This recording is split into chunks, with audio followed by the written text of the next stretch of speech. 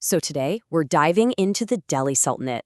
We're talking about 3 centuries, a whole series of powerful dynasties, all ruling from one city, a city they built up from a minor town into the absolute heart of a massive empire.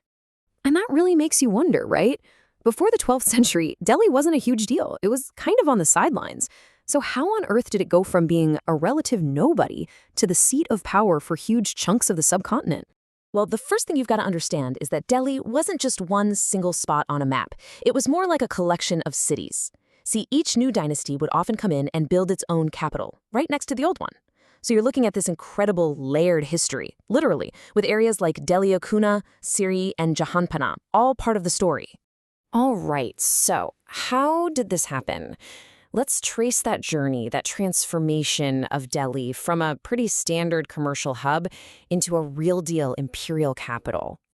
Okay, so the story really kicks off in the early 12th century with the Tomara Rajputs. Then the Chauhans take over, and they turn Delhi into this bustling center for merchants. But the real game changer, that happens in the early 13th century. That's when the Delhi Sultanate is founded, and that move seals the city's fate. It was on its way to becoming a true imperial capital. Now, it's one thing to have a capital city, but it's another thing entirely to run a huge kingdom from it. That is not easy. So what was in the Sultan's toolkit? What were the methods and, the people they used to control such a massive territory? So how do we know all this stuff? Well, a lot of our information comes from these incredible records called Tawarik. These were histories written in Persian, that was the official language of the administration, and they give us a really detailed, though, let's say, biased look into how the sultans actually ruled. But yeah, we've got to be smart about how we read them. The people writing these histories weren't exactly neutral journalists. They were the educated elite, secretaries, poets, courtiers, living in Delhi, totally disconnected from village life. They were writing for the sultans, probably hoping for a nice reward. And, this is key, they were always pushing this idea of an ideal social order, one that was all about your birthright and your gender. And as we're about to see, not everybody was on board with that. And this brings us to one of the most, honestly, counterintuitive ideas of the whole sultanate. Get this, a chronicler advised that a worthy slave is incredibly valuable. But why? Why would a sultan value a slave, sometimes even more than his own son? The secret? It was something called the bandagan. Now, these weren't just any slaves. These guys were special military assets, hand-picked, purchased, and trained for the most important jobs in the kingdom. The thinking behind it was simple but pretty ruthless. Your son might grow up and challenge you for the throne, but a bandagan, his entire life, his career, his status, he owed it all to one person, his master, the sultan. Their loyalty was everything. Okay, so you've got these super loyal commanders. But how do you pay them and control them when they're scattered all across this huge empire? Enter the Ikta system. It was brilliant, really. The kingdom was carved up into territories called Iktas. The governor, or mukti, was in charge of the military and keeping the peace there. And for his payment, he got to collect the local taxes as his salary. But, and this is the genius part, there were checks and balances. Accountants from the state would check their books, and the muktis were moved around all the time to make sure they couldn't build up their own little power base. And who would be the perfect person for a mukti job? One of your loyal bandagan, of course.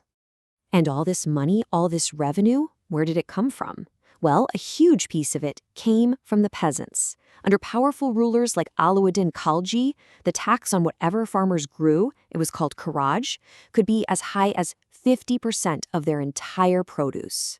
So this whole system was basically funded by 3 main types of taxes. The big one, of course, was kharaj, that massive tax on agriculture. But on top of that, they also taxed cattle and even people's houses. This is how the sultans paid for, well, for everything. Their administration, their powerful armies, the whole shebang. But a system like this is bound to create some friction, right? The sultans were constantly dealing with challenges to their authority, especially when what they did clashed with that ideal social order the elites were so fond of. And this is where we get to the absolutely incredible story of Razia Sultan. In 1236, she took the throne.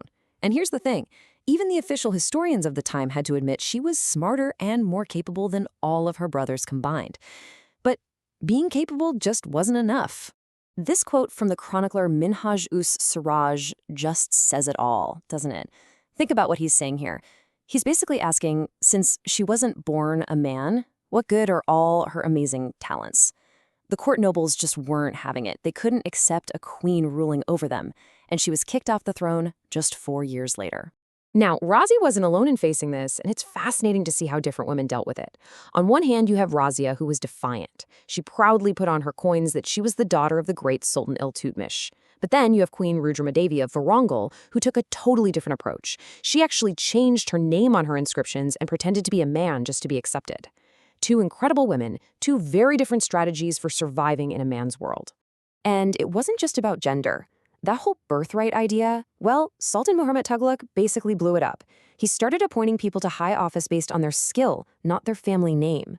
We're talking about a wine distiller, a barber, a cook, and a couple of gardeners. As you can imagine, the elites were absolutely horrified. One historian even wrote that these appointments were a sign that the Sultan had lost his political mind. So, with all these clever systems and all this internal drama, just how far did the Sultan's power actually go? Let's take a look at where the empire's control started to break down. The truth is, controlling the entire subcontinent from Delhi was pretty much impossible. Provinces that were far away, like Bengal, were a constant headache and often just broke away. There were huge forested areas that the Sultan's armies just couldn't get into, and you had local chieftains who were masters of their own territory, building forts in the mountains and in these dense bamboo groves where they could just ignore the emperor. In this whole era we've been talking about, from 1206 into the 1500s, it wasn't just one long reign. It was a whole succession of 5 major dynasties, each one building on, and sometimes struggling with, the legacy of the one before it. You had the early Turkish rulers, then the Khaljis, the Tughlaqs, the Sayyids, and finally the Lodis.